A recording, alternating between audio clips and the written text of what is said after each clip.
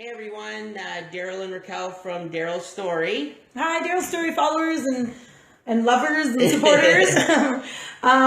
So it's been a really long time since we've posted a video or been really active in social media. We've been doing a little bit of stuff, but for those of you who have heard through the grapevine, the rumors are true. Part of the reason for us being so quiet has been because the parent exchange program proposal that we received was successful. So I was able to donate a kidney. Yeah. And in turn, Darryl was able to receive a kidney. So we have an excellent success story, and we're psyched to share the process now that we can with you, and just continue on with Darryl's story and sharing our lives and what's going on, and mostly being able to keep the awareness up for organ donation and what it can do to change someone's life. So where we've been, like I said, we've still been not in and out of the hospital, but basically once a week I have to go to clinic. What that entails is I get blood work. They read the blood work the next day, make any changes to my anti-rejection medications if need be, which has pretty much happened every week, because a good thing is the dosage has been going down, which is good. I will always be on that anti-rejection medication, but the volume of how much I need will change over the next 3 months or so. Other things we've been doing is we've been trying to get out as much as we can. Again, it's hard to be in huge crowds. Outside is fine, but inside it's a little tougher just because they've really depressed my immune system a lot. So basically the kidney doesn't reject. But other than that, yeah, we're both doing great. Raquel's doing awesome. She said she would give another kidney, but unfortunately that would pretty much kill her. I was told I need it. I don't know. But honestly, from what she said, the process is awesome, and she definitely encourages anyone who can to make an attempt maybe to donate a kidney. So that's definitely where we've been. So being a living donor has been absolutely amazing. I don't even think there's words to put into it.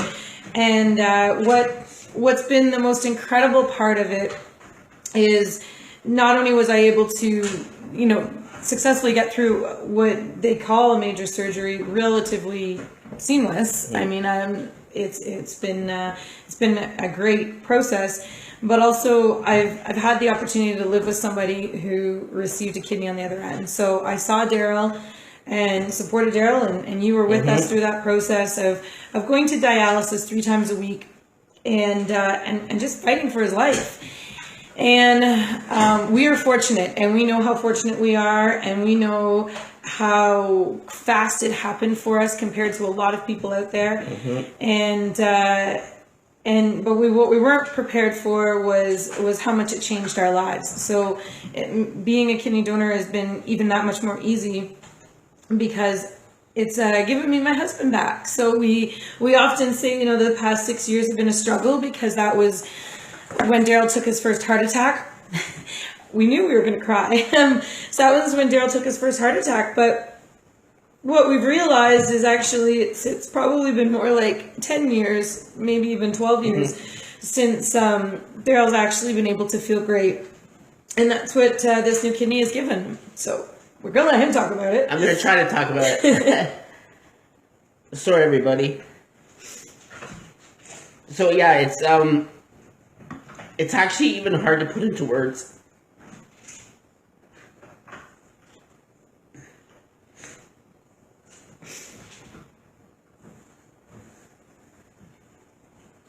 So maybe we don't put it in words. Maybe we just put it in tears.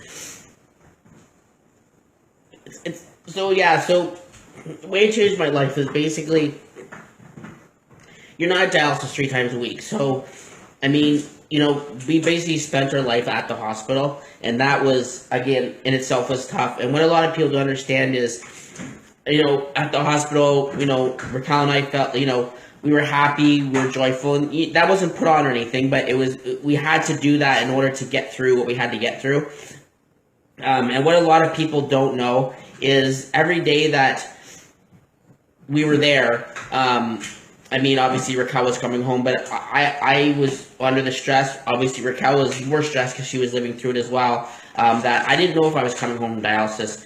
I don't think we didn't actually advertise that or say that, but that was the reality of dialysis, is because they cycle your blood and it's going through your heart, back out of your heart. At any point, there could have been a clot or whatever. So what people didn't understand, and obviously what we didn't tell people because we don't want to worry people, obviously, is that every day that, I went in there was a chance that I wasn't coming home. So, we both, dealt with that stress. And again, we didn't tell people. It's something people didn't want to know. But we're telling people now just so they realize that the consequence of people being dialysis, and hopefully, encourage them to try to be a kidney donor and sign the, or not sign the card, but go on beadonor.ca and register, because there's so many people, going through the same thing, and they're going in every day not knowing if they're going to come home. So, again, we do apologize for telling people that, but it's something that, we didn't want people to know, but it is the reality, and it's not anymore, thank God. But it is a reality for 10,000 other people across Ontario. So it's really important that you sign your, I keep saying sign, but go on beadonor.ca and register to be an organ donor. It's so important. And the reality is on dialysis, at any point you could die. It's that simple. So,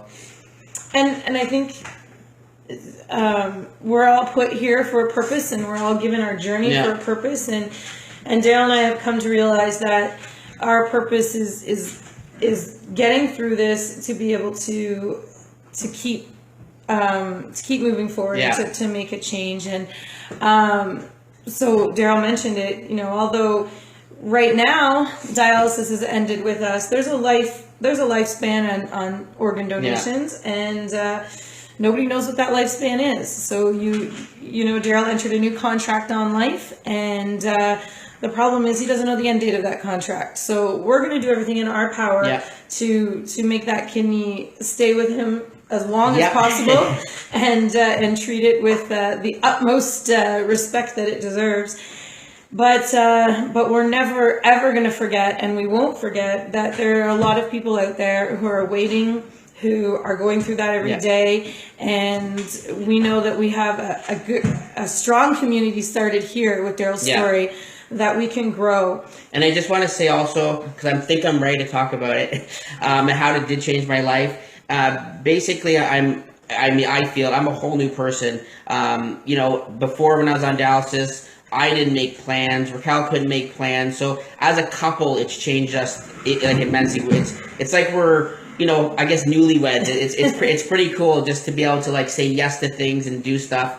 When I was on dialysis, I was up at 9:30, not feeling good. I was in bed by 7:30 and just no energy to do anything. I wasn't able to help my own wife. I don't think people, it's hard to put into words. And like I said, I don't think anyone could understand unless you have gone through it. And that's not a bad thing, but I just think it's that extreme that it actually does change your life. I know, that's a cliche sometimes. Oh, it changed my life, but you don't understand. This has truly changed our lives, and obviously for the better. And again, we're so thankful for everybody's support. I mean, we can name people, but there's too many to name. Really, it goes from family, friends, people we don't even know. It's been so overwhelming, and like I said, we just want to thank everyone, because without your support, there's no way we would have got through this. We know that, as strong of a people we are and how positive we've been and we continue to be.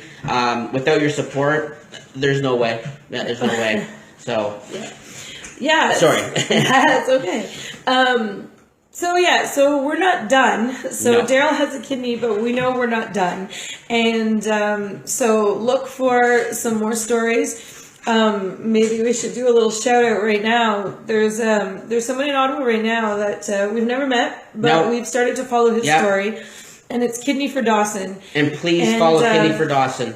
If you start getting connected in the kidney world, and that's what this social media, outreach has done for us. You start to read these fantastic stories, and and you know we're gonna leverage what we can to help out. So so you and know, again, if you've ever thought about being a donor, I mean, now's the time, because like I said, Dawson needs one, and I'm not saying he's the only one, but there's tons of people. But I mean, there's Dawson and many others. So please follow his story, Kidney for Dawson. Kidney for Dawson on Facebook. And and if you don't want to, you know, be tested specifically for Dawson, you can be an anonymous donor if you want it. And it's very cool. You know, we're an open book. So I'll talk about my process from, you know, collecting pee for 24 hours to having a simple blood test. Speaking of pee, I can pee again. Darryl can pee again. Did you know that? When you're on dialysis, you stop peeing. And again, we're an open book here. I know that might be a sharing violation, but you know, the first time I peed, it was emotional. Celebrated. It was emotional, and I know for a lot of you that sounds ridiculous, but I mean, we celebrate peeing in this house. It's simple as that. So you know, when we post those things that say, you know, what, like, be thankful for the things you have. We're not talking about things. We're like, be thankful that you can pee. Be thankful that you can wake up in the morning and not feel exhausted. And drink fluids. I can drink fluids now. Like, you know, when I get thirsty before, I couldn't drink. I had to limit my fluids. Now they encourage you to drink. So, like I said, just again, don't take anything for granted, please. Like, it's as simple as going to the washroom, as simple as having a drink of water. Like, just don't take anything for granted. So back to the future, we're not gonna stop here at Darryl's story. We'll continue. We'll look for events to post, new things that are coming. We know that research is moving, and supporting things like the Kidney Foundation and Ottawa hospitals and the hospitals closest to you, because we're in Ottawa, but we know that we have supporters all over the world, which is awesome for us. So you know, be that donor. And we focused a lot on living donors here because that's what we just went through, but it's as equally, or if not more important, to register to be a donor. So here in Ontario, beadonor.ca. When you pass, and nobody wants to talk about death. We've talked about death a whole lot. When one person could save up to 8 lives. So, you know. And we've mentioned that before in our videos, and I know it seems redundant, but it's so important that we have to get people to do it. It's simple as that. Can't be said enough. No.